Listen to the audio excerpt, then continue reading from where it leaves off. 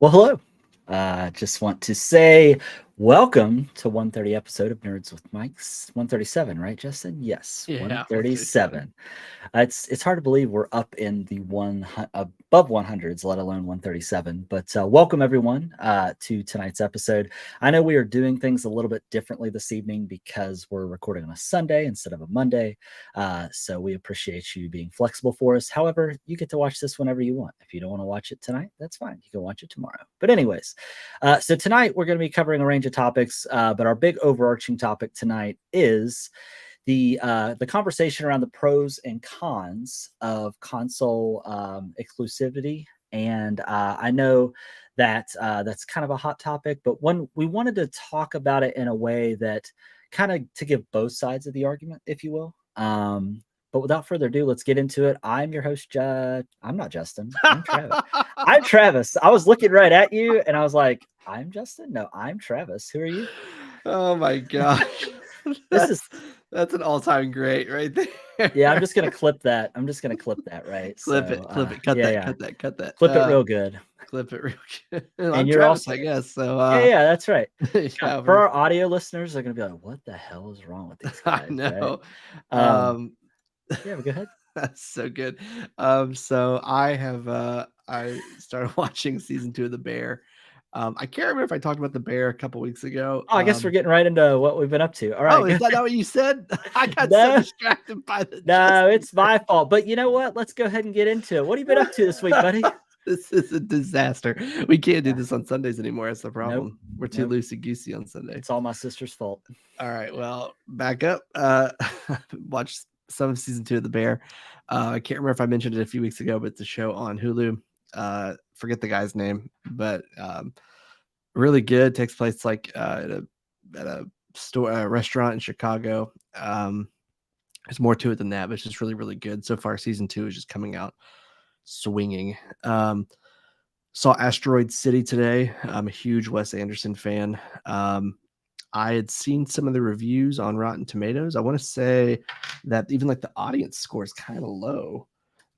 So when I left to go see it, I thought, oh boy, like, is this movie gonna suck? And I gotta tell you, I don't know what those people are talking about. It's one of his best movies. Loved it. It was just so good from beginning to end. I didn't want it to end. It's one of those movies where like I didn't check the time once, which for me, that's kind of rare. I have ADHD, so like, I'm always thinking about what the next thing's gonna be. Didn't happen during this movie. In fact, I was really bummed out when it popped up and said Act 3, and I was like, no, it's almost over. Highly recommend that movie. Spent the weekend in Lexington. We saw a band. It's a folk bluegrass band called the Arcadian Wild. They're very good. Check them out. They have a song called Dopamine. That would be a really good song to introduce yourself to them. But check them out. They're great. Put on a great show at the Burl. Never been there before. Great atmosphere, great environment. Lexington's just a cool city anyway, so it was a good time. Had a top 5 meal in Lexington. Top 5 meal, and it wasn't Brazilian Steakhouse? No, it was not. It's a place called BJ's Brew House. Okay. And I got a sirloin tri-tip sliders with sweet potato fries and a strawberry shortcake. You know, like those big like cookies that they'll make like in the pan? Yeah. Like the It little was that, cast iron? Yeah, it was like a strawberry shortcake cookie with like loaded with strawberries and like cream cheese and all sorts of stuff, and it was like really good. So activate diabetes, baby. Dude, I know. I'm trying to fast track it. But it was just a really good time. Great place. And then a game came out last week called Final Fantasy 16. You may have heard of that. No, the other titles in the series. I'd played the demo. I believe the demo was my pick of the week, my nod of approval last week. And man, that game lives up to the hype. Like, I thought that we had a clear winner for game of the year with Tears of the Kingdom, but I still feel like Tears of the Kingdom is going to win out, but I feel like it's a lot closer now than what it was. I will say that if you would have put Tears of the Kingdom or Final Fantasy 16 in last year's game of the year running, then Elden Ring and God of War Ragnarok wouldn't stand a chance. But that's just how good these two games are. So no offense to Elden Ring, no offense to Ragnarok. I'm just spitting facts over here. But no, Final Fantasy 16 is really good. I'm probably like, I don't know. I'm like probably 15 hours in. It's just like so good. And I don't want it to end either. Yeah. Yeah. Well, sounds like you had a pretty, why don't you tell our watchers and listeners how many hours you already have in Final Fantasy? I just did. Oh, did you? You said 6, you said 15 hours already? Okay. Yeah, I did. Okay. Well, I haven't had a chance to play today. Yeah. The reason I wanted to bring that up was because our topic tonight was actually supposed to be conspiracy theory. No. Conspiracy theories in gaming. And I said, Justin, hey, I'm going to give you a whole week to research this.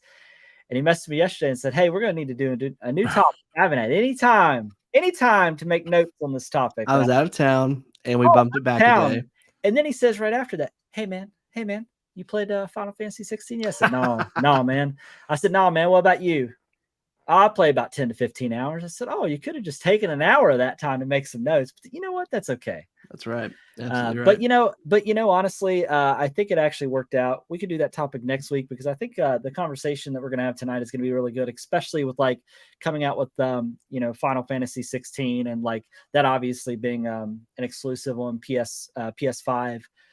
Just PlayStation until it comes out to PC, and I just think it's a relevant topic now to have. So I think it all worked itself out. So you're forgiven this time. Thank you. I hate it here. Anything else this week before I go? If there is, I can't remember it. So did you watch any Silo this week? No, I didn't, and I want to, but I just didn't. So. Well, just so you know, this Friday's episode coming up is the season finale. Last week's episode was, last week's episode was bananas. Is the one thing, I don't want to spoil it, but the one thing I've been asking you has that happened? No. Ah, man. All right. No, I already told you I looked at the IMDb, and unless they surprise me, I don't expect it to happen. But anyways, so for me, I watched obviously Silo. I'm trying to think of what else. I still continue to watch a little bit of So I Think You Should Leave. I didn't watch that much more, but I've been really playing a lot of Diablo. I was actually just playing some right before the podcast started. I was playing with Alex Preston and Christian, and we were in the process of finishing Act 4, going into Act 5, and I had to pause that. So they're probably going to finish it tonight, and I'm going to try to maybe finish it after the podcast. However, I have to drive to Kentucky tomorrow to pick up my little sister. She's going to come hang out for a few weeks. She may even be on the pod. Who knows? I mean, I doubt it. I doubt she'll want to sit in on the pod. She's a little shy, but we'll see. But anyways, so I've been playing Diablo. trying to think what else. I think really that's it. I mean, I haven't really done much this week that I can remember. I had brunch today. I What'd guess you that's have? it. I had chicken. Well, was gonna have chicken and waffles, but I asked the waitress. I said, do you prefer waffles or do you prefer the pancakes? And she said pancakes, so I had the pancakes instead. Nice. But I did have a cocktail that was brunch themed. It had cold brew coffee in it with some oat milk and some whiskey. It's pretty good. Nice. Because I know you're a big bourbon person, so you probably would have liked it. But I don't know. Do you drink coffee? Yeah. Okay, yeah, then you would have liked it. It was delicious. I'm not But a big bourbon person though. No, it hurts. yeah. Yeah, it Well, what do you hurts. drink then? You just drink beer, Wine, cocktails. I mean, cider. I'll drink bourbon in a cocktail, but not like just straight. Oh, okay. I do like. I'm actually drinking a cider right now. You must not have hair on your chest then. No, Oh not yeah, much. yeah. If you want a good cider recommendation, anything that the company Ace makes, Oh yeah, so good. Especially the pineapple Ace one. pineapple, my dude. I think I have some of that in the fridge. We got Oh. some Ace pear cider as well. Yeah, well, super jelly. But anyways, that's all that I've been up to this week. So I know we're going to get into some notable news, and we really wanted to talk about the FTC versus Microsoft. And I know this is something that you have been kind of, following a little bit, and I think this kind of goes along with what we're going to talk about tonight. So I'll go ahead and let you talk about it. Oh, that's not of I was going to approval. say, like, I'm not ready to. No, But you're not ready to do that. Go no, ahead, I'm man. not. You would think this is the first time that we've ever done a podcast, but go I've ahead. never done Sorry one about that. before. So yeah, so this week we saw the FTC and Microsoft face off in court, and it's been juicy. It's been a lot of fun to like get Juicy. random tweets from Wario64. That's like Jim Ryan called Phil Spencer a doo-doo head, and it's just like back and forth, back and forth. So here's what we found out. These are just interesting tidbits during the FTC trial with Microsoft regarding the Activision exclusivity or the merger deal, whatever you want to call it. So Indiana Jones, the game coming from Machine Games, the company that Microsoft acquired a few years ago, was originally going to release on PS5. Now it's not. Microsoft admitted that Xbox lost the console war, saying that they are currently in third place behind Nintendo and Sony, which is a pretty big thing for them to admit. Usually you don't want to accept defeat, but in court they are. They're trying to make themselves look weaker, I guess, to kind of help their chances of getting this to happen. Yeah. Jim Ryan, this one's a little juicy, not too much juice, but a little bit. Jim Ryan in an email said that he expected Call of Duty to appear on PlayStation consoles and that Microsoft's move to purchase Activision wasn't about exclusivity. This is something that has contradicted Sony's statement publicly. They've been saying, oh, they can't have Call of Duty. It's the biggest game. They can't keep it off our console. But privately, they don't think that's going to happen. And Microsoft has said as much that it's not going to happen. So I feel like each day we find something that kind of hurts each one of their chances, even though Sony's on a trial.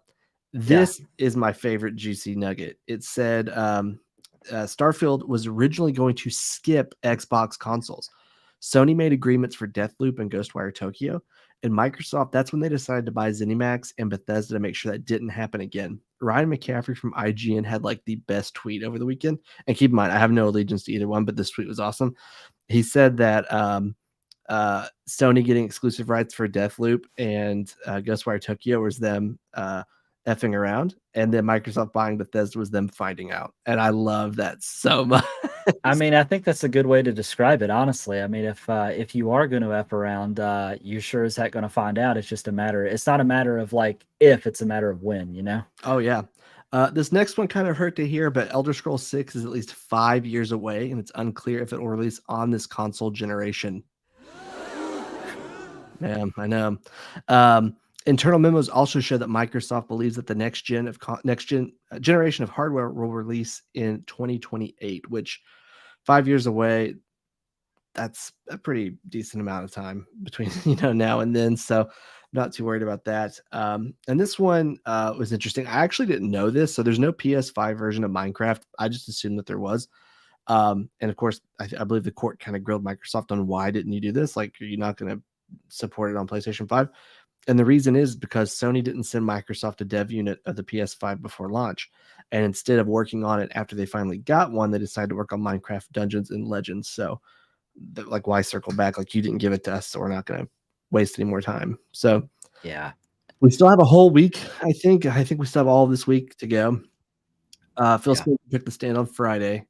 I'm not really sure what the agenda for the week looks like, but if there's anything good, we'll talk about it next week. But Yeah, I would say, in the words of Taylor Swift, that there's some bad blood, wouldn't you? I think that's right. Your wife would approve of that reference, but you not so much. No, she's seeing her on Saturday. Has she seen? She's seen her before, right? Nope. Oh, well. Yep. Won't stop talking about it. Well, I mean, it's kind of a big deal. Her head might explode. You might want to kiss her when she goes out the door. You may never see her again. That sounds dark. Well, them Tay fans be cray, man. They are. You never know. They are crazy. But yeah, so that is interesting to see, and that's kind of what I wanted to talk about, like to bring that up ahead of the topic that we're going to really talk about, the overarching topic, which is about, the pros and cons of exclusivity. I can never say that word. Exclusivity. Yeah, that's going to be your word the rest of the night. All right, just pause, and I'll say it. I'll fill in the gap. Okay. But really we wanted to talk about like this and kind of give both sides of the argument, because I think a lot of times we always tend to focus on the negative of obviously games being like exclusive to certain certain consoles, but we really never talk about the positives and if there are any. So we really wanted to kind of shed light on both sides of it. So obviously since, there's exclusivity. Sorry, I failed you. I was testing you, hoping you were going to be quicker than that. But this has obviously been like a long time topic, right? And it's nothing that's new. And I also think, while I think it's fair, obviously, to share, in supporting this, or also people like not supporting this, releasing games exclusively to a certain console, I think has been really a defining characteristic of the gaming industry. And it's been something that's been obviously happening for quite some time, right? Yeah. So we really want to talk about like the different arguments that are to be had. And then also like, how is it at the end of the day, how does this impact us as consumers? Kind of similar to like what we were talking about last week with franchise fatigue. This is something else that at the end of the day, I think also can also impact the consumers, being us as well. So let's go ahead and start. Let's start by talking about, the case for console what, Justin? Exclusivity. You know what? I should have just did a loop and then just hit the play button every time I wanted to say it.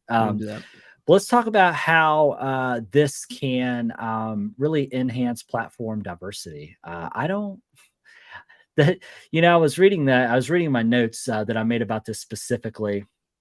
And one thing I was really thinking about is, having things be console exclusive, I think sometimes encourages healthy competition, right? Between gaming platforms. And I think like competition's good, right? Oh yeah. I think competition is good. And sometimes like buying up all these studios and making things exclusive, sometimes we tend to think that, oh, well, I can't have my favorite game on my platform anymore. Now I'm going to have to buy another console. But because sometimes this sparks, competition between them, I think that's really a lot of times where you sometimes see new features come out of, games being on a certain platform, because sometimes when you're making a game for multiple platforms, there may be features that you're not able to put in that game because of maybe the limitations of those other platforms, right? I think sometimes some of the features you get when you're getting a PlayStation game with the controller and how they can work into the adaptive triggers, all that stuff.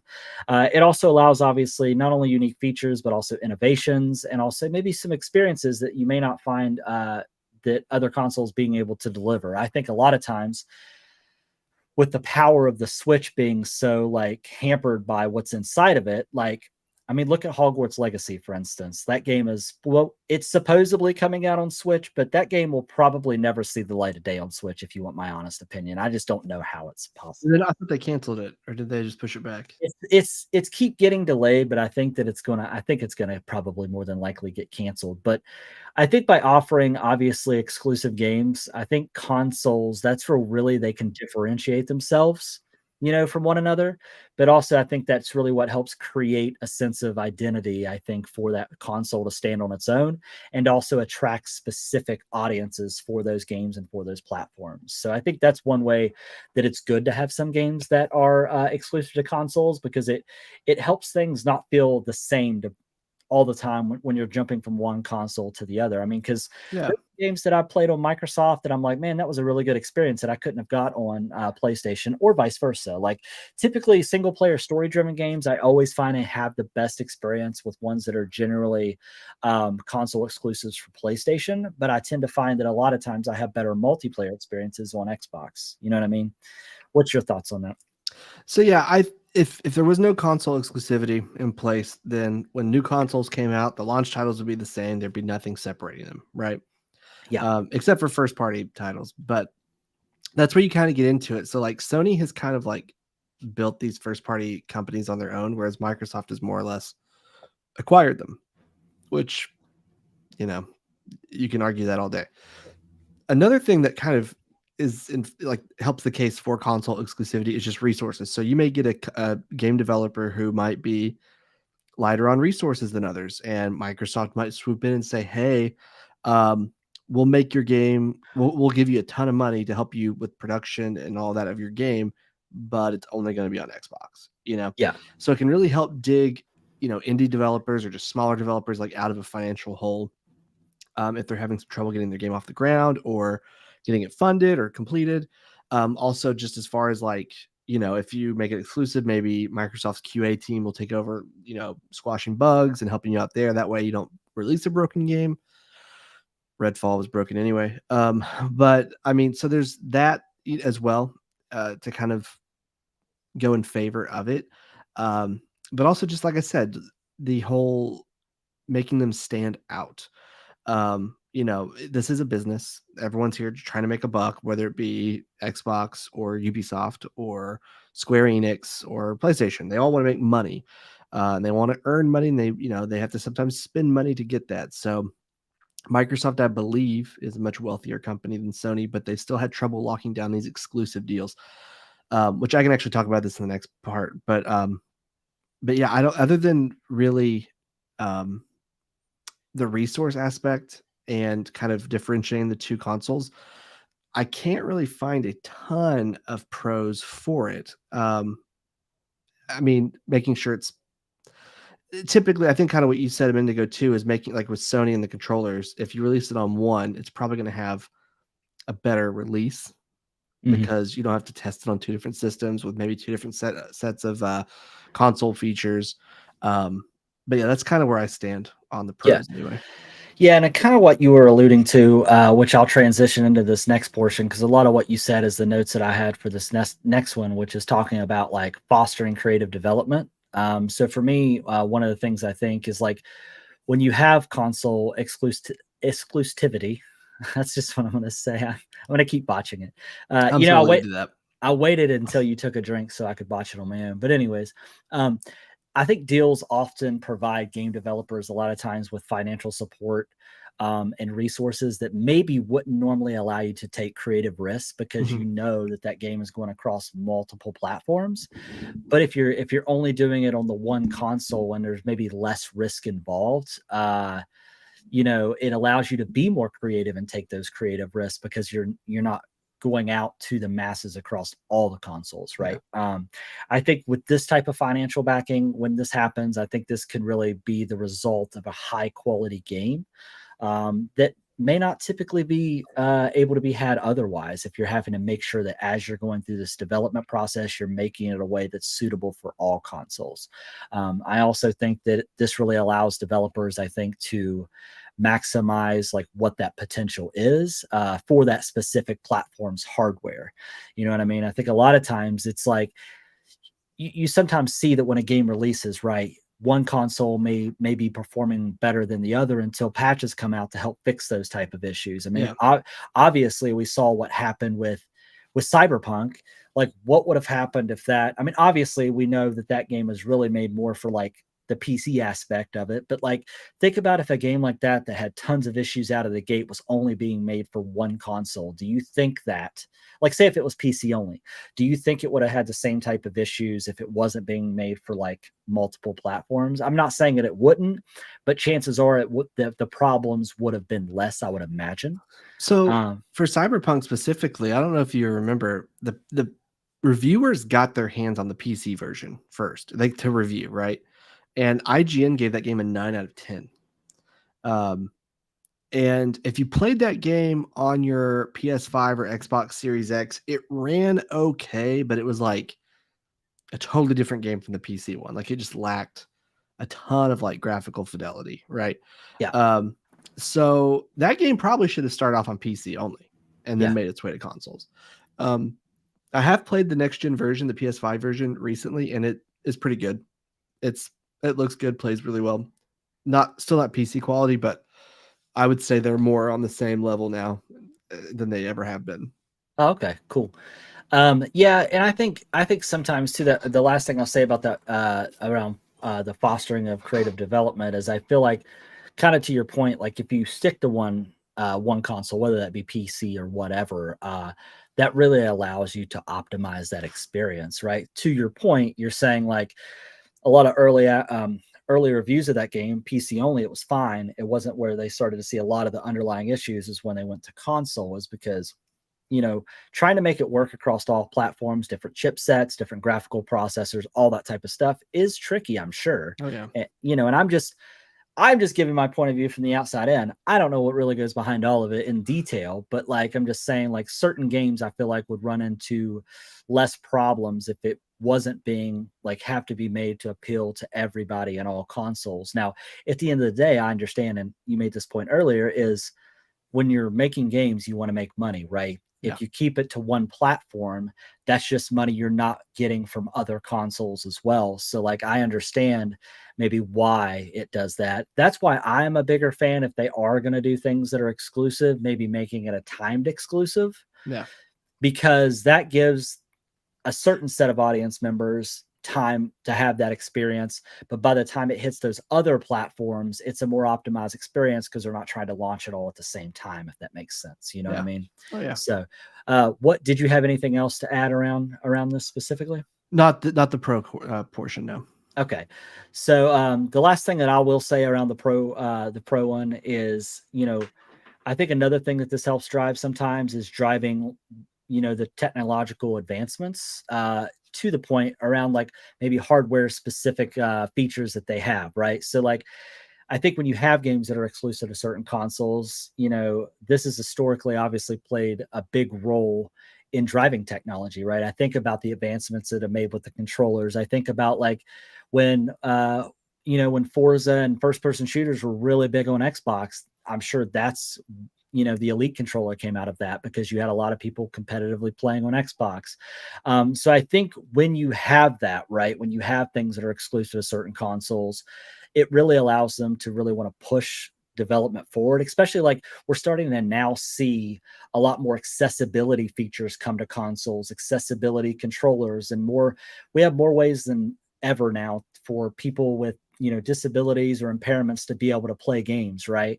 And that's all because of innovation. Now that doesn't necessarily mean that it's just because things are exclusive to consoles, but I think it's because you know when you want somebody to be able to play your game, you want to look at it from the aspect of I want as many people to experience this as it's intended as possible, and how can we help that happen, right? So I know God of War was huge, and that's obviously exclusive for the amount of accessibility features they built into the game, right?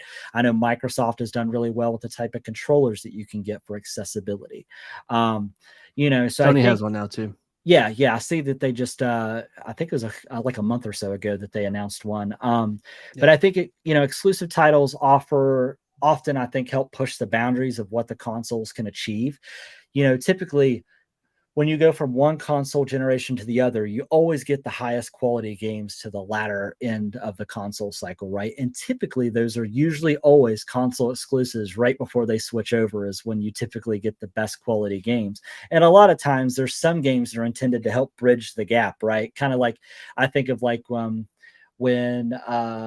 like Last of Us 2, for instance, like Yep, the that's what I was thinking of. yeah, Last of Us 2. I also think about when Breath of the Wild came out on the Wii U, and it also came out on the Switch. It looked a little better on the Switch, had better draw distance, little things like that. But I think, this really helps be able to showcase what is possible. And I think this helps really encourage console manufacturers to improve and innovate in order to stay competitive.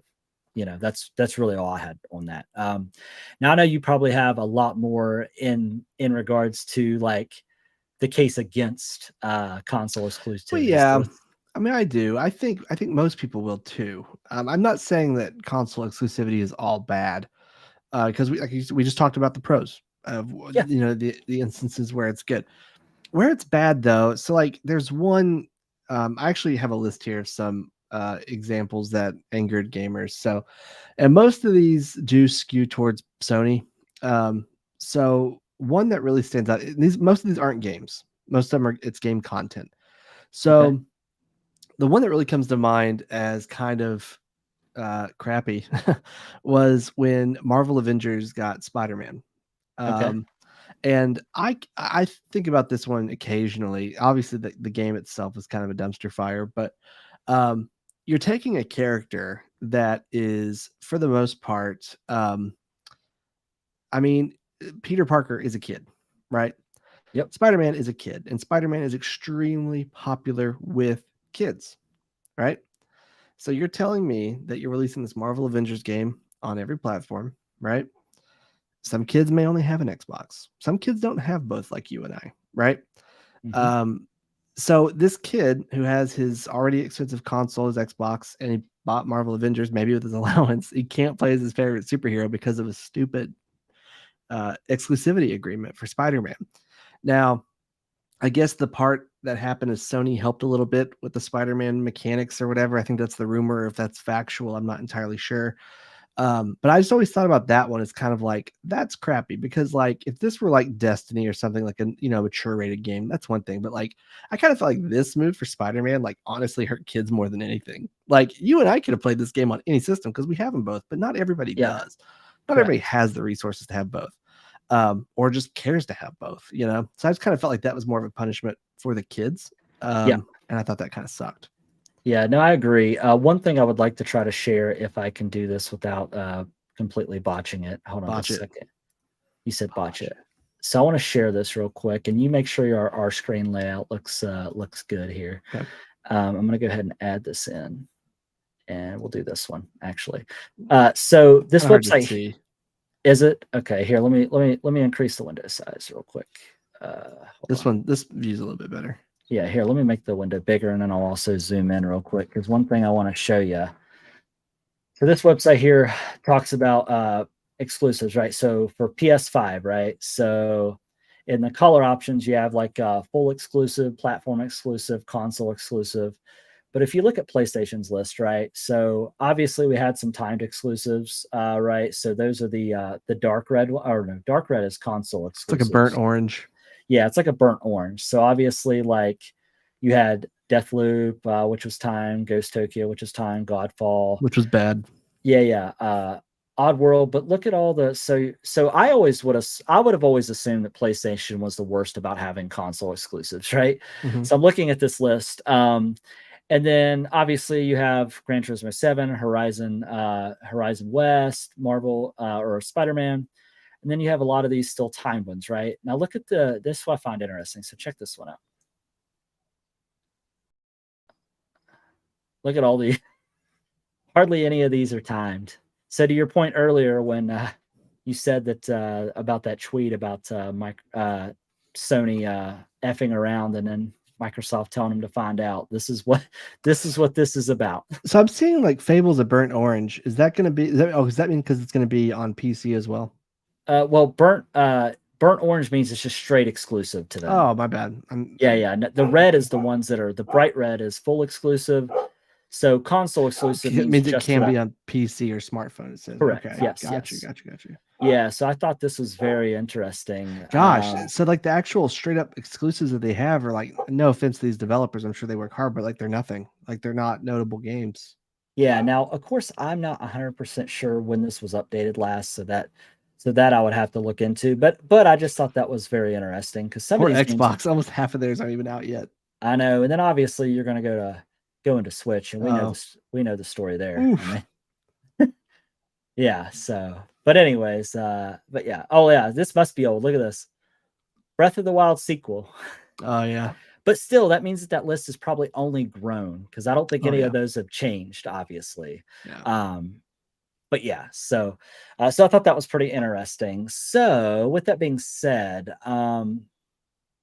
let me so the one area that we wanted to talk about, and you've already kind of alluded this as well, is obviously limited consumer choice, right? Like that's the biggest downside of this, is because you have certain audience or certain consumers that just can't get access to that unless they decide to go out and buy that console, or maybe they have a roommate that has that console, whatever it may be. So Yeah. Having games be exclusive to consoles really restricts consumers' choices at the end of the day. I think as gamers are compelled to obviously purchase. I know you and I don't have an issue typically purchasing across multiple platforms. I don't prefer to do it. Especially, here's my biggest pet peeve. If you're going to have games that are not console exclusive and you're going to have it across multiple platforms, if those games don't have cross character progression or cross save, that's where I Oh have the yeah. issue. Like I would have bought Hogwarts Legacy hand over fist on all three consoles, probably, if it would have actually saved my character across all of them, but it does not. You know what I mean? There's really no excuse for a game not to have that in Not a 2023 because we know it can. I mean, I should take that back. I don't know anything about coding games. Okay, I don't, but I know that other games do it. So I know that the all I'm going to technology say exists. is if you can take my Pottermore account and tie it in and work it into the story of the choices I've already made, you can carry my save across consoles. Come on. Yeah. You know what I mean? Yeah. So I think this can obviously be a significant financial burden for gamers, obviously, Oh if they have yeah. to, if they're wanting to buy them across different platforms, especially considering the cost of like purchasing various consoles and also accessories, subscriptions, all of that stuff. You know what I mean? And that's why I think that if you're going to own one console, and this is probably a hot take, but if you want like easily accessible to a large game library, Xbox is probably where you would want to end up. I don't play Xbox very often, but the fact that the value of what Game Pass has, you know what I mean? That Yeah. if you're going to own one console and you want to be able to play like lots of content, Microsoft is probably the way to go. That's not my preferred console, but if you were like didn't have any consoles at all or even a PC, obviously I'd say PC all day long, but if you're going to buy a console and you want access to the largest library of games, I would say the Xbox all day long. You know what I mean? Yeah. And then obviously one of the cons is, and this just kind of just goes right into this, is the whole everything being fragmented and really segregating like gamers, right? Like I think that's a big thing. It's like, oh well, you know, I want to play with my friends, but I don't have that console. You know what I mean? So A question from Homie Flip there. You may want to answer that one, Travis, since I believe you did. I actually already have one. I've had it for it came out on June 13th, and I've had it since release day. I've spent quite some time with it. I really enjoy it so far. I don't have any complaints. I know there's been some hit or miss things with people having hardware issues, but I have fortunately not had any hardware issues at all. And honestly, I was kind of concerned coming from the Steam Deck, because the Steam Deck, honestly, as far as ease of use and if all your stuff is in the Steam library, very simple, right? Very simple, very easy, accessible, right? This is a Windows handheld, right? So with all those things you have Windows updates, you have but with that being said, you can install anything you want to it. So like I installed the Blizzard client, I installed the Epic client, I installed Game Pass natively on it, so I can actually install That's Game cool. Pass PC games.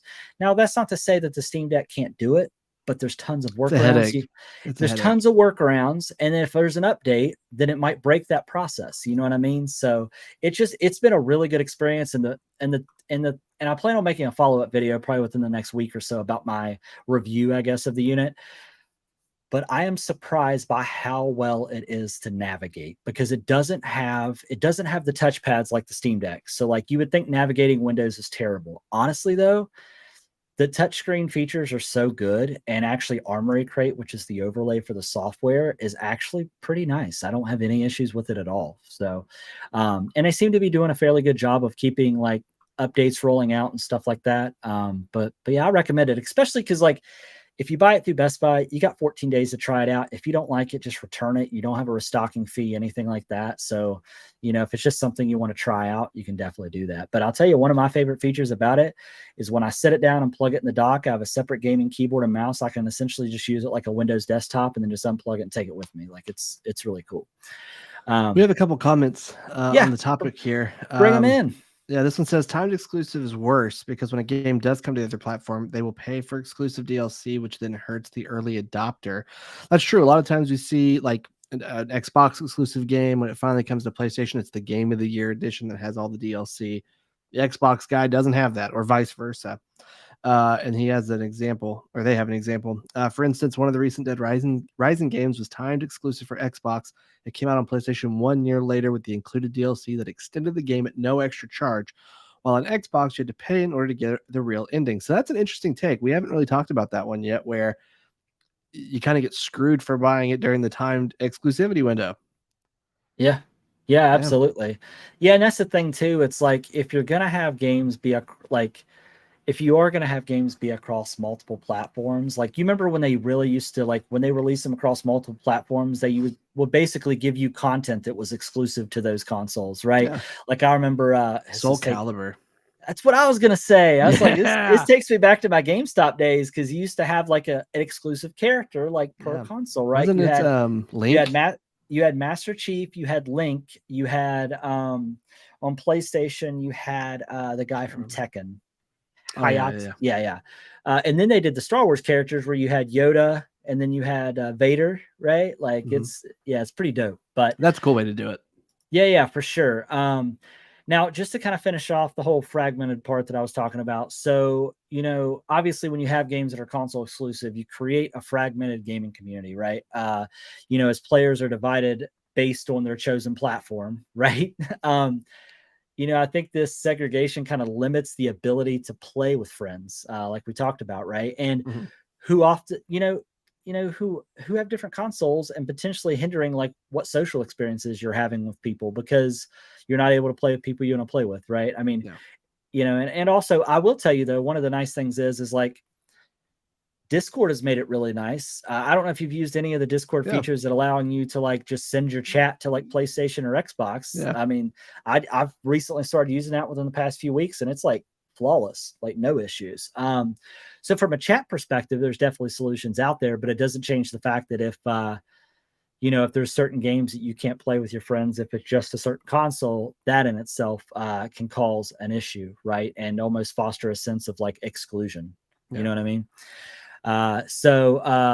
And this point here, I think kind of ties into what the one person writing in says is like the barrier of accessibility, right? That's like the last point that I kind of want to talk about before we kind of move on from this topic. But like once again, when you have games that are exclusive, right?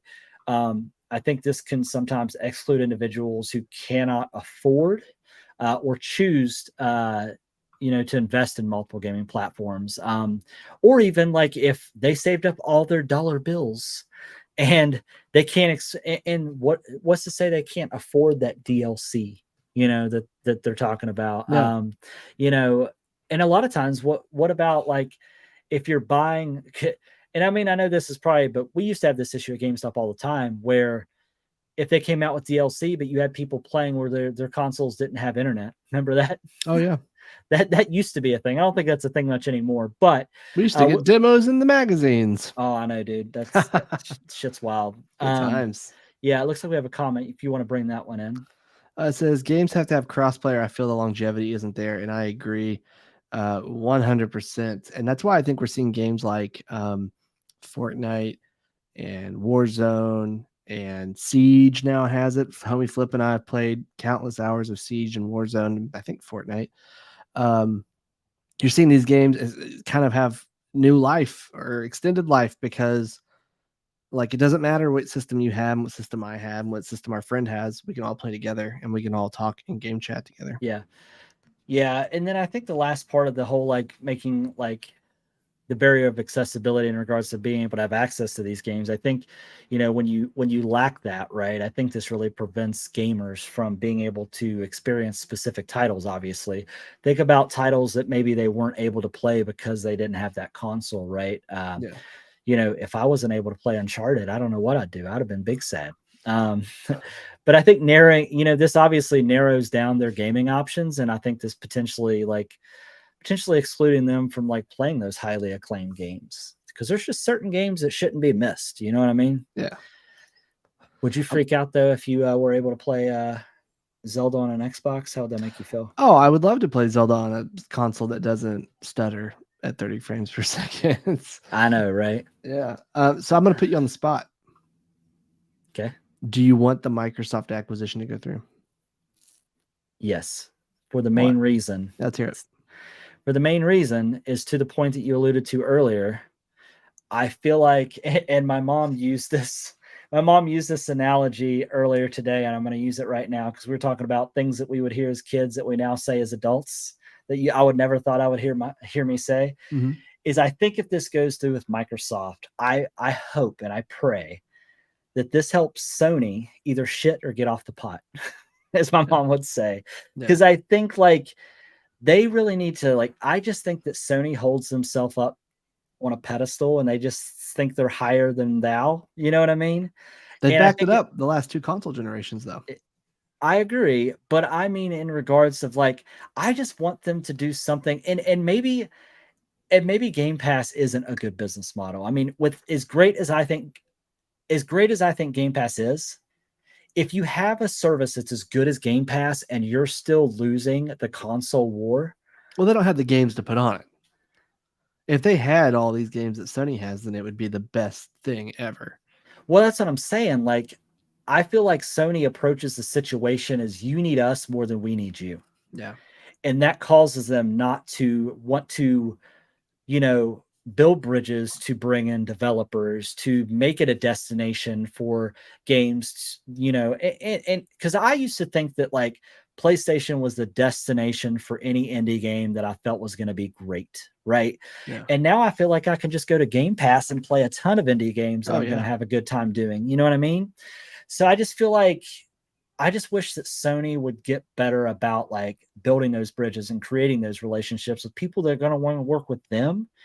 And even maybe just work with them exclusively. Like I see Sony out here or Microsoft out here making big moves, but at the end of the day, like if you're making these big moves and you're just openly saying like we've lost the console war, you know what I mean? So I wanted to go through 2, and my reason is a little more selfish. Ever since the Call of Duty kind of timed exclusive for content things started happening with PlayStation stopped working on multiplayer shooters. Resistance, Killzone. Here it is. And SOCOM. But it's true. We've lost Resistance and we've lost Killzone as well. Just abandoned because they don't need to do that. They can focus on these single player games and let Activision handle multiplayer. Well, no, you had 3 super solid multiplayer shooters. Revive them, bring them back. Let's go. Did you say Killzone as well? Yeah, Killzone, Resistance, and SOCOM. And those are great. All of them. They are, Even Mag, bro. I'd take Mag. Yeah, BattleBit Remastered. Have you seen that on Steam? $15. It has like Minecrafty kind of graphics. Don't let that turn you off, though. It's like don't let it turn you off. I'm telling you right now. It's a full-scale war game with the same features you would find in a big Battlefield or Call of Duty title. Great gunplay, vehicles, everything's destructible. 254 player matches. That sounds crazy. Terry McCoy, who's that? That name sounds familiar. He says third-person action adventure games for the win. And Flip says 256 player server. I guess he's talking about BattleBit. Flip, you playing BattleBit? If you are, let me know. We'll have to play some of that. But what I was going to say something else and I forgot where I was going. Oh yeah, one more thing I want to add before I stop talking is if this deal doesn't go through, I think Microsoft could still make Activision what Sony has made Square Enix, whereas Square Enix still makes games for everybody, but like the big ones, your Final Fantasies, your Nier Automatas, they only come out on PlayStation. There's no exclusive agreement out there, right? No one said, oh, Final Fantasy 16 is only coming to PlayStation, but it's only on PlayStation. They could just say, hey, you know what? We're not bound by any purchasing deal that we made because the deal didn't go through to make the Call of Duty on other systems. Call of Duty is just going to be on Xbox this year. They could do that. They could do that with anything, but I don't want that to happen either. I think the deal should go through and Sony can make SOCOM 6. I do or like this 5. Where are we at now? Yeah, I do like this comment that came in. It says, "We lost Resistant and Killzone, but Sony allowed those same It's studios to true. make, wait for it, Spider-Man and Horizon Zero Dawn." It says, "I'll take that." 343 wanted to do something other than Halo.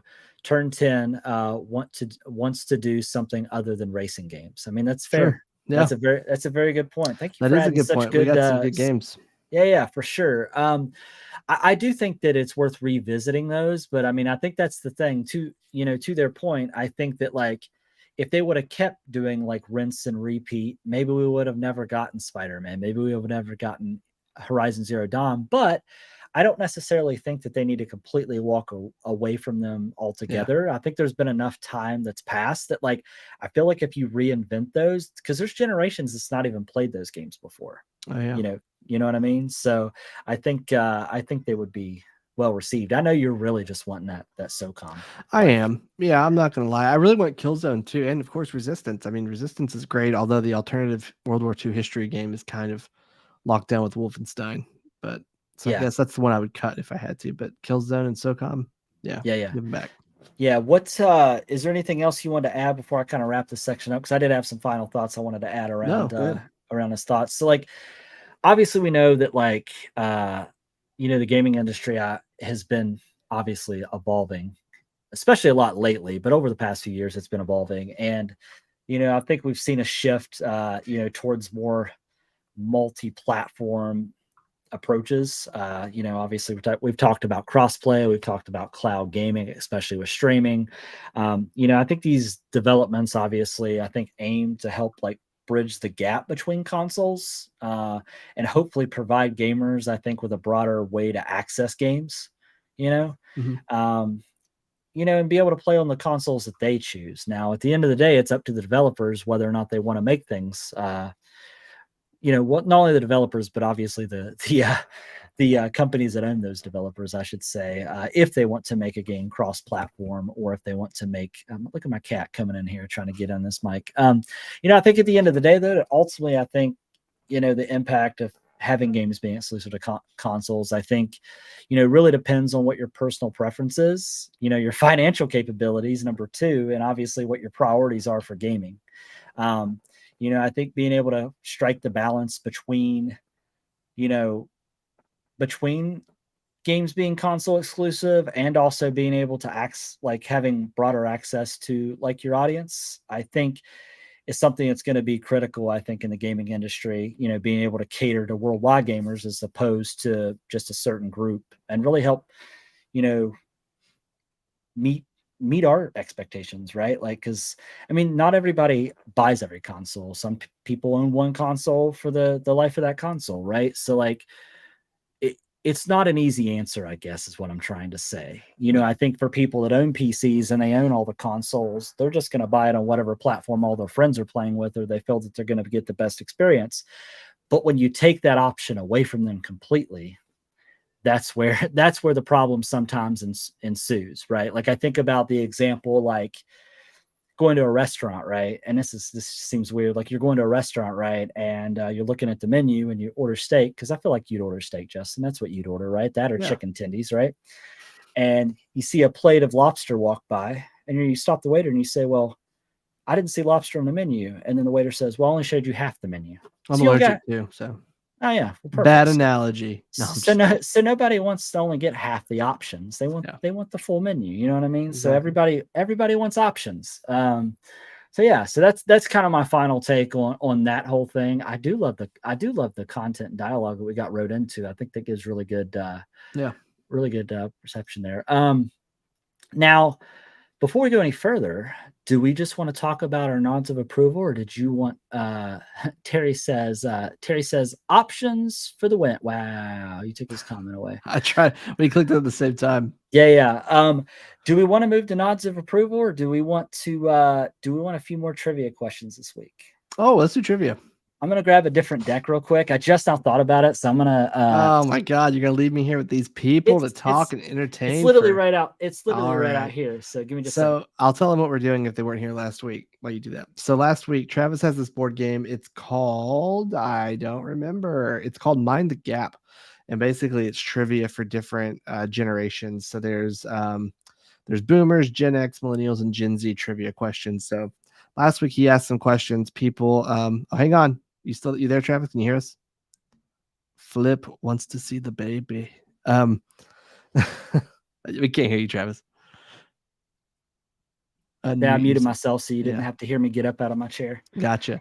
But anyway, this board game, it covers different generations of trivia. It was Oh, this is a surprisingly pretty this is a different Oh, one. I just explained the Mind the Gap game. Which one are we playing today? This one's just straight trivia. There's no like Okay. yeah, so I figured this might be better for the audience. So we don't have to keep pulling from different genres. This just goes everywhere. So All right. So Travis will read the question. Go ahead and type your answers in the comments if you know it. After like probably 10 seconds, because there's a slight delay, he's just going to read the answer though. yeah. But obviously you can hold your answer. But Okay. all right, let's see here. So what country is famous for chocolate, banks, and watches? I feel like that's an easy one. I actually don't know that one. Are you kidding me? Yeah, I don't know.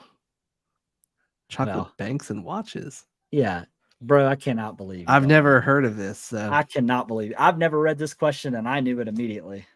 Germany? I don't know. So I'm gonna read it one more time. So what country is famous for chocolate, banks, and watches? Switzerland is what the comments say. That is correct. Wow, everyone knew Switzerland. I did not know that. So I guess I'm the dumb. I love this. We should do a whole episode of trivia. We should this. on Discord where it's in real time though. Yeah, we'll do that. Also, if you haven't taken time to join our Discord, if you go to our Instagram, Facebook, or Twitch or YouTube, there's a link to our Discord. You can join our Discord. We have up. I know one of our listeners, Justin, joined last week. But yeah, you can definitely check that out. We're gonna start doing more interactive things on there once we kind of build up. I think we're gonna start actually streaming games, and we'll probably use that as an avenue to talk more so than anything else. All right, you ready for the next one? Maybe this is a history one. You're good at history, right? No, I'm gonna act like I know it, and I'm gonna read one of the comments. Christopher Columbus and his crew in 1492 sailed the ocean blue in what 3 ships? I know the answer. I'm on a boat, and I want to read that one more time. Christopher Columbus and his crew in 1492 sailed the ocean blue in what 3 ships? I think there's a song about this. We got it. There it is. Right. Yeah. It makes me think of boats and hoes. The Nina, Pinta, and Santa Maria. Good job. Justin, you're probably going to know this one. If you know this, just answer it right away. What state is Duke University located? It's in North Carolina. Let's go, baby. All right. Oh, okay. Here we go. Ready? Yep. What country is sports apparel and accessories company Adidas from? I know this one. If you saw the movie about Nike recently, you would know the answer to this question. I know the answer. Do you want me to wait and let people answer it? Or yeah, this one you can. All right. So put your answers in the chat. We have one, Germany. That is correct. Man, they're I need them on my trivia team. Yeah. To be fair, they could be Googling it. We wouldn't know. That's okay. I'll give them credit. Yeah, I don't care. All right. What 3 colors are the Irish flag? I can't even picture the Irish flag right now. I don't know, but I'm going to take this banner away though, because we're not talking about that anymore. We'll do a few more, and then we'll move on to not of approval. Oh, I had to look it up. I'm not going to answer, obviously, but I do remember the Irish flag now. Okay. Oh, Flip says red, green, and white. Green, white, red. I think it looks more like an orange to me. What do you have on there? It's green, white, and orange. Okay. All right, let's see here. Oh, it's easy. Everybody would get that. All right, what is the name of the political party led by Nelson Mandela from 1991 to 1999? I don't know the name of the party. Wow. I'm sorry, I don't. What is the name of the political party led by Nelson Mandela from 1991 to 1999?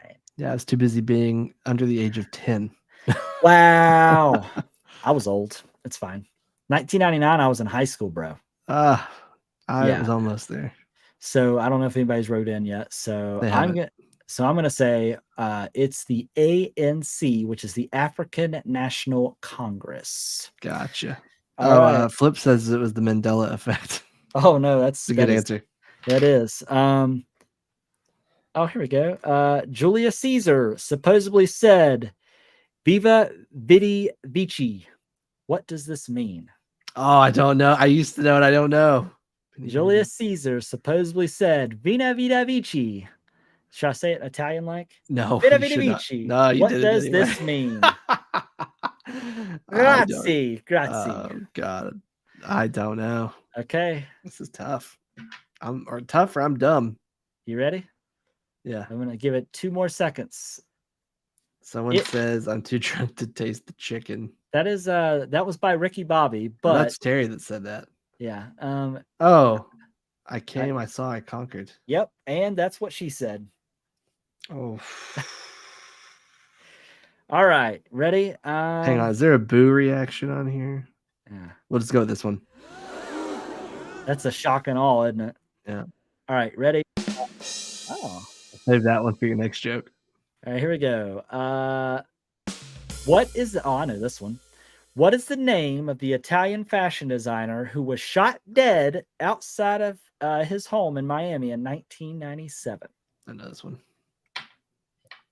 They're wanting the full name, but I'll take just the last. You're going to get the last name. No one knows the first name. Until somebody drops it in chat because they Googled it. Because they what? They Googled it? They Googled it. Well, it's oh, we have an answer. Gucci. Gucci. I'm going to go ahead and turn on this thing that makes me constantly look at the camera now. I turned it off halfway through. Oh, God. Yeah, he has an AI filter that makes his eyes do something strange. It looks like I'm looking at the camera all the time, and I'm not. Like, I'm now actually looking down. Can you tell? Yeah. All right, here we go. We'll do 2 more, okay? Okay. Oh, that's easy. Jack the Ripper terrorized what city in 1888? That's easy. Yep. Jack the Ripper. You have an answer? Or wait for others? Yeah, you can go ahead and answer. London, right? Yeah, that is correct. Oh my God, take that away. What's that? Okay, my eyes look weird. I got to turn that. It says chant. They also got London correct. Okay, yeah. Oh, that's okay. Let's see here. What is? Oh no, that's easy. It's too easy, bro. Who is the lead? You'll know this one. Who is the lead singer of the group Coldplay? I do know that one. Yeah, I had a feeling you'd know. No offense. Who is Steve Martin? Just kidding, Chris Martin. That is correct. All right. Let's see here. Here, I'm gonna ask this one because this one I just think's fun, and then we'll end on this one. Okay. Okay. What was Victoria Beckham's nickname when she was part of the group the Spice Girls? Because they all had a different name. What was hers? There was a lot of people get this one wrong because they think there was Scary and Baby, and oh my God, Scary if you know that one, Sporty. drop it in the... Scary Baby, Sporty. Yeah. There's a redhead. I don't remember her name. Somebody already has the answer. Victoria Spice. No, that's not it. That is incorrect. Is it? F. Starts with a P. Posh. Yep. Daniel Posh. Posh Spice. Yeah, Posh. And then the other one, what's the red one? The redhead one. Ginger. Ginger Spice. Yeah. Whatever happened to Tosh 0.0 or whatever? Whatever happened to him? Did he get canceled? No, I'm surprised, but no. All right. Well, thanks for playing some trivia. We're going to go ahead and move into, and I hope you're ready for this. We're going to move into our nod of approval. So, oh, you already have something written down here. Okay. And speaking of which, I don't know if you really got into did you get into the details of like how much you love this game yet? No. Okay, good. So go ahead and do that. It's Final Fantasy 16. I actually had a couple more things on here, but for everyone's sake, I just cut it down to one. Final Fantasy 16 is really, really good. If you have a PlayStation 5, it has to be in your catalog.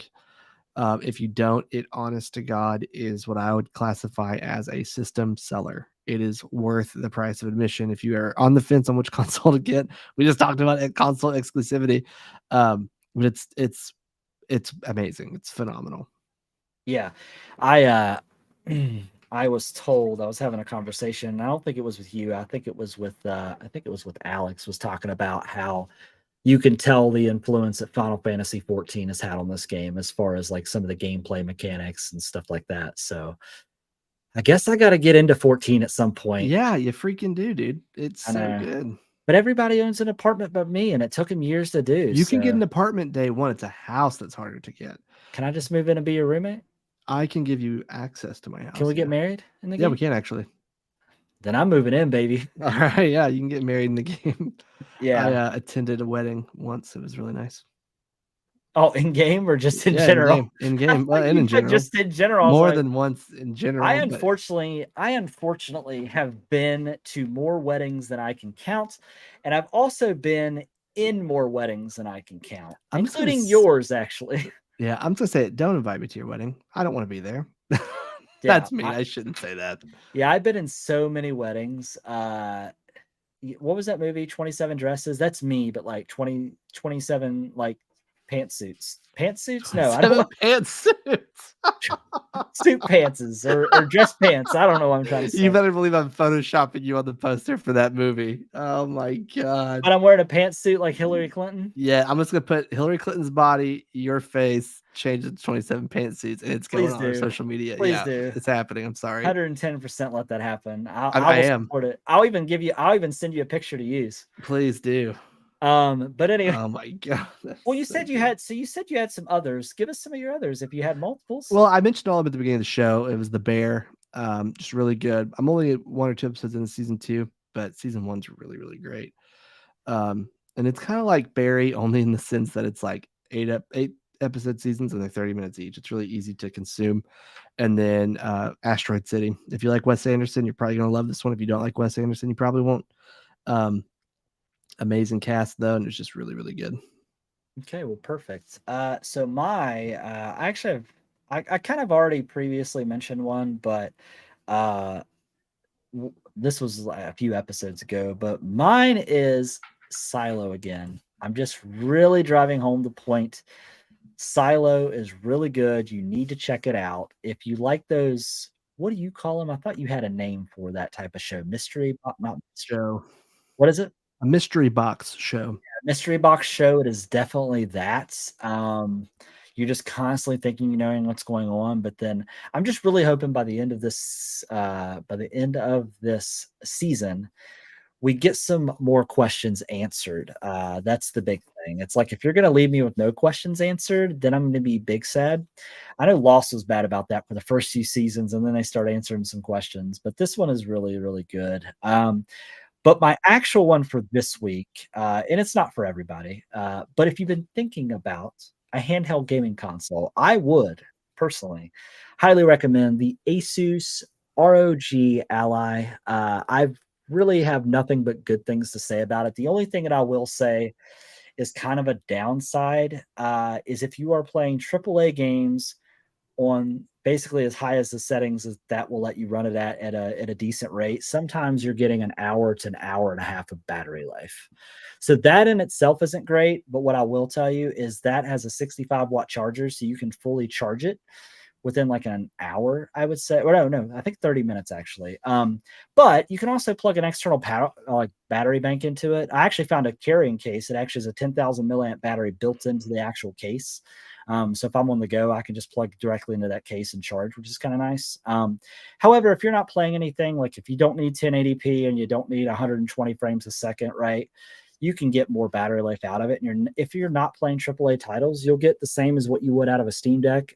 And also, if you're doing emulation on it, we won't get much into that, but battery life is fine for that. And just the fact it runs Windows makes it so universal to just play all the games without really compromising anything. And then I will say to Steam's credit, I mean, I don't have anything bad to say about Steam, but to their credit, they've also made it very easy to use on the Ally, because just the interface, like when you go into it and you go into settings, it almost looks like you're using a Steam Deck because it sees the internal storage of that. I mean, if you didn't know any better, you would think you were just using a Steam Deck when you're inside a big picture mode on the actual handheld itself. So definitely worth checking out, especially like I said, 14-day return policy at Best Buy. If you're a Total Tech member, you have 60 days to return it. So, which I do. So I was like, I'll give this thing a try for 60 days. If I hate it, I'll just take it back. So Are you going to take it back?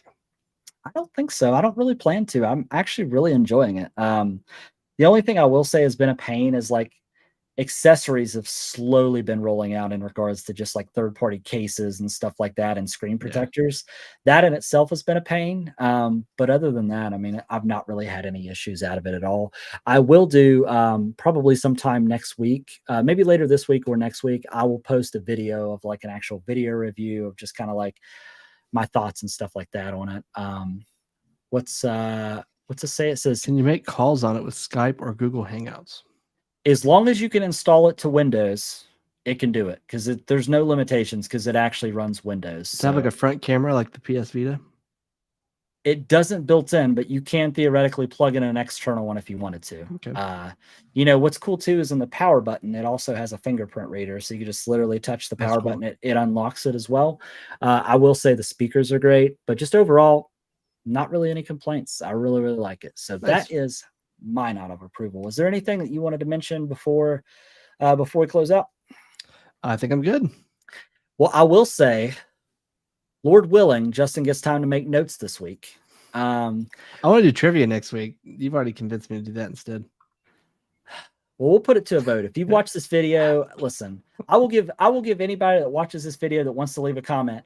Do you want to have a whole episode where we do trivia?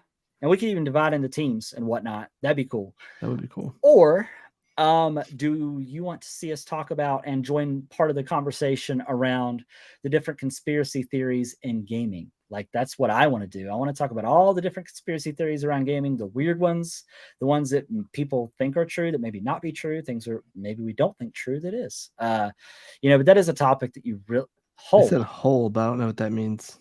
I don't know, maybe all of it. They want all of it. I don't know. You keep monitoring the whole thing. The whole thing. But anyways, so you leave in the comments below, wherever they are on the screen, I would assume here. Make sure you also hit the little bell to subscribe and get notified when we drop new episodes. They want the whole show. What we're saying is, do you want the whole show to be about trivia and playing trivia with us? Or do you want it to be the conspiracy theory conversation? Around gaming, not like around gaming, not putting on a tinfoil hat. This isn't the Alex Jones show. We're not going to do that. But anyways, so just let us know what you think. I mean, eventually we'll do one whole show about trivia. All right, it's going to be trivia night then. Right. So we'll do that. Make sure you join the Discord, and we'll try to get that set up. Travis is defeated. No, I mean, listen, I want to give the people what they want. I mean, it's fine. We could save that for another day, and that means you get even more time to research it, so you can still start researching it today. Yeah. We will have to figure out the avenue that we want to do, if we want to make like actual questions and bring them in on the screen, or how we do that. So we'll have to figure that out. I'll research some things and we'll try to figure something out. Yeah. So we'll figure that out. But with that being said, Justin, before I close this out, is there any more comments that we need to bring in and address before we leave? I don't see any at the moment. Okay, perfect. Well, once again, I want to thank everybody for tuning in for this episode of Nerds with Mics, episode 137. Hang on. We do have one. Stop. Okay. Go ahead. Going back to console exclusive games, when like Agent or Scalebound, when they don't come out, do you blame the third-party developer or the publisher? Ooh. Wow, they're trying to beat the buzzer with us closing out. That's a great question. I honestly don't know. I guess it'd be case-by-case basis on what led to the cancellation. I don't know if I have a clear answer for that. Do you? No, I mean, I think at the end of the day, like, so we're talking about if they don't come out at all. Is that what we're referring to? Yeah. I think at the end of the day, it comes down to, I would say, the publisher. Personally, that's the way I feel about it. But I'd be curious to know what your take is on it. Not you, Justin, because you don't seem to know. But I would think. I don't know. I mean, I'm having a hard time wrapping my head around that one. Yeah, I would think. So let me reread this question. So this is going back to console exclusive. When games like The Agent or Scalebound don't come out, who do you blame? The third party developer or the publisher? I would say at the end of the day, because I would say it's the publisher. Because at the end of the day, if you're looking at from like a project management like scope, right, it falls back on the publisher at the end of the day because those developers, right, like Yeah. I think, to me, that's how I would see it, but I would be curious to hear what their thoughts are That as might be well. a question we put on social media and have a few responses roll in next week. Yeah, yeah, for sure. So, with that being said, I want to thank everybody who has joined us for, like I said, one episode 137, where we talked about, console. What, Justin? Exclusivity. I was wondering if you remember what we were doing. Oh my God. But anyway, we would greatly appreciate it if you would follow us on whatever platform you prefer to see us on. I mean, I wouldn't be mad if you followed us on all our social medias. Just gave us a Yeah, little follow. I would love that. Follow us on TikTok. We're trying to get to 1,000 followers, not because I like TikTok, but that's another platform that we would be able to live stream to. And from just the little videos we've dropped on there, we've gotten some pretty decent feedback. So we're trying to build a bigger following on TikTok just because I feel like the hashtag algorithms work better for TikTok than any of the other platforms for some reason. I'm not really sure why. But yeah, make sure you do that. I'm just out here just pouring myself out for follows. You know what I mean? Yeah. So but anyways, once again, thank you. And that is all that we have. So until next time, we will see you next week. Peace. Right.